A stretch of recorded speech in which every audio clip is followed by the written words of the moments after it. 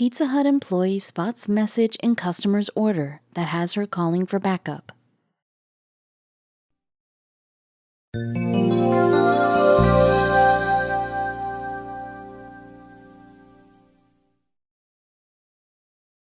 As the orders pour in, workers at the Florida Pizza Hut work like crazy, kneading dough, spreading sauce, and drizzling toppings. They are so immersed in their tasty creations that they almost don't spot a peculiar detail concealed in an order.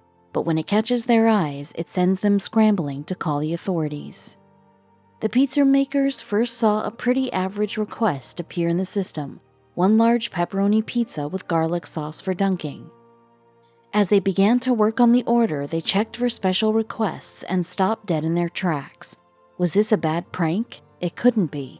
The order had come from a regular customer after all. Her name was Cheryl Treadway. Cheryl Treadway couldn't have been happier with the life she had carved out for herself. The 25-year-old mother of 3 lived with her boyfriend Ethan Nickerson in Florida, where the family enjoyed life under the warm sun nearly all year round. Cheryl loved Ethan, but it was her kids who truly kept her going.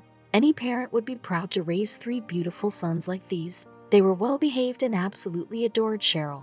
While they also loved their father, Ethan sadly struggled with drug addiction, which caused occasional outbursts and dangerously irrational behavior. Cheryl was always fearful that, at some point, the kids would find themselves stuck in the middle of a violent incident.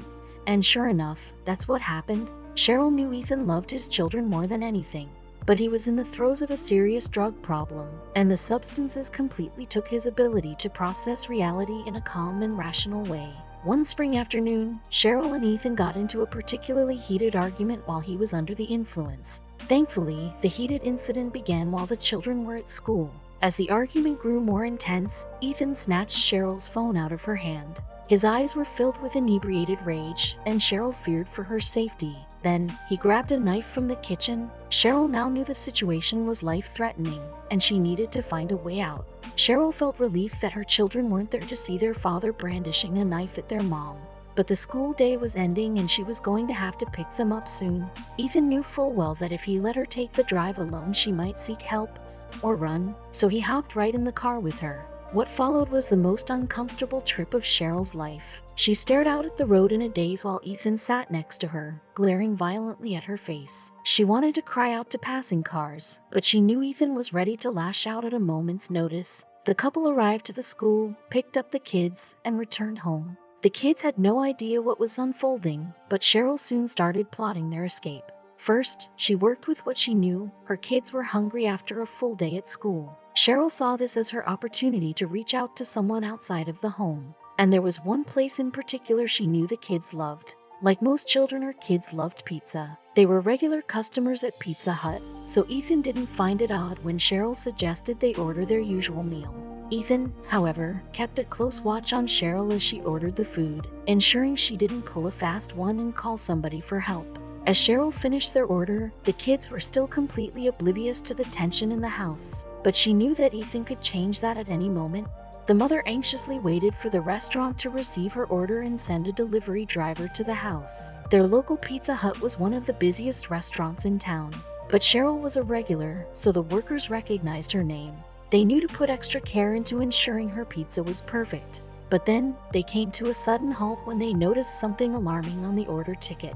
Every ticket had an area where customers could write special requests. Usually, these wishes went along the lines of, "Extra pepperoni please" or "Pizza well done." But Cheryl's ticket was a little different and was something workers could not ignore. She had written, "Please help, get 911 to me, 911 hostage help." On shift was Candy Hamilton, the branch manager with 28 years of Pizza Hut experience under her belt. When shown the ticket, she didn't hesitate to act. She knew Cheryl well, and this was no prank. Immediately, she phoned the authorities and gave them the address. Hamilton only hoped she had acted before something horrific happened. Cheryl's anxiety was through the roof. Would the Pizza Hut employees pay attention to the words she wrote?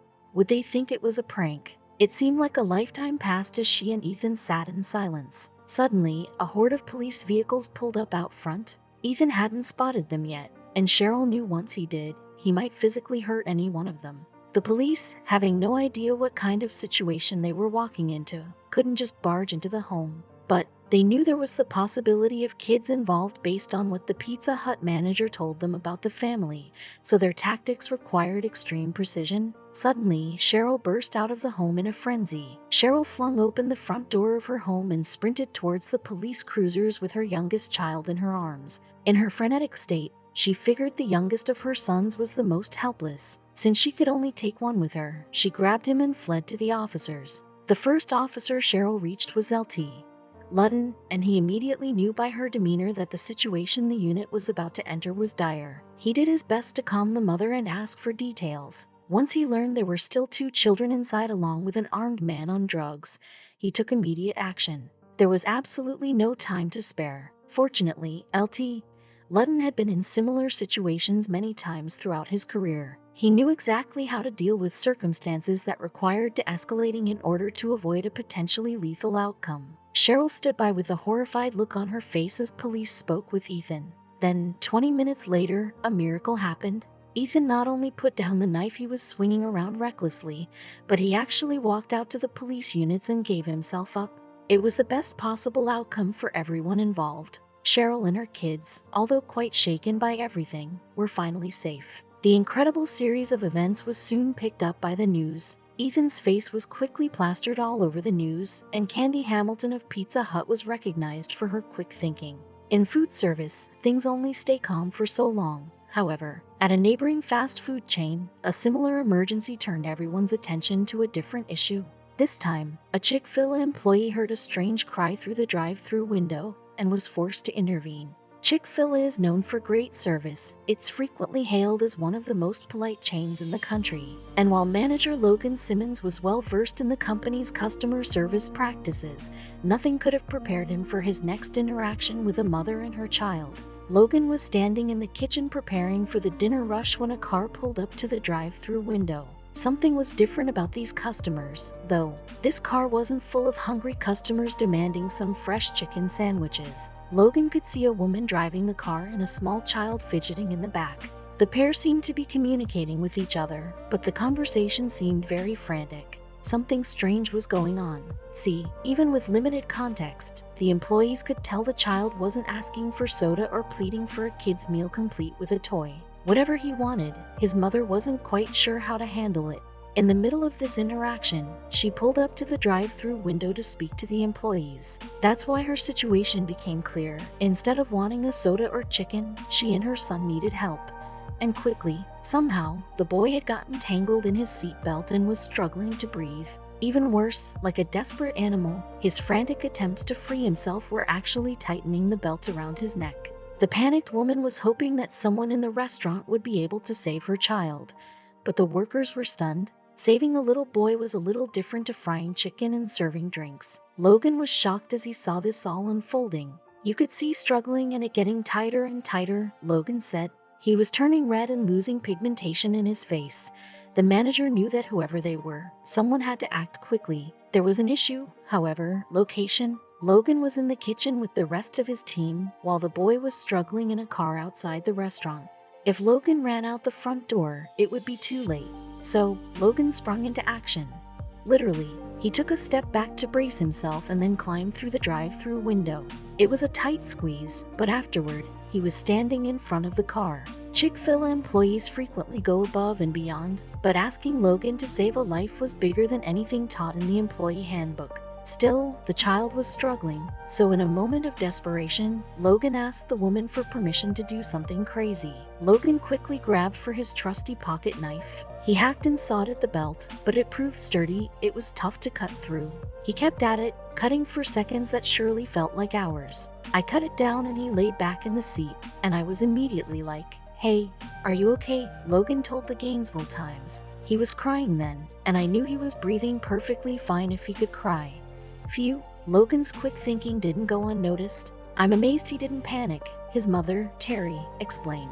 As his mother, I would have panicked. I'd be running around going, "Oh my gosh, what do we do?" Logan, however, had an unexpected response. Rather than accept his new fame, Logan was quick to deflect it. While he had done something amazing, he hadn't done it seeking fame or a TV interview. His main concern was something bigger. Ever the manager, Logan was mainly concerned with keeping everyone safe. "I'm just so thankful everyone is okay," he told USA Today. "I'm still a little shocked by what happened, but I'm grateful I was able to help." A humble hero. Despite that sentiment, Logan was still being hailed as a hero. And while locals didn't gather to watch him soar across the sky, his actions did bring more attention than he was prepared to handle. As well as all of the press coverage, people were cheering and shouting his name out in the streets, too. Some locals have even visited the restaurant for a chance to thank him in person. As word about his heroics spread, Logan's admirers put together a fundraiser for him. They hoped to raise enough money for Logan to buy his own car, which would go a long way in helping him lock down a career in real estate. He's got another plan to help him out first, though. In light of recent events, Logan is considered asking for a well-deserved raise, and while Chick-fil-A didn't train him on how to save lives, he's definitely taken customer service to a whole new level.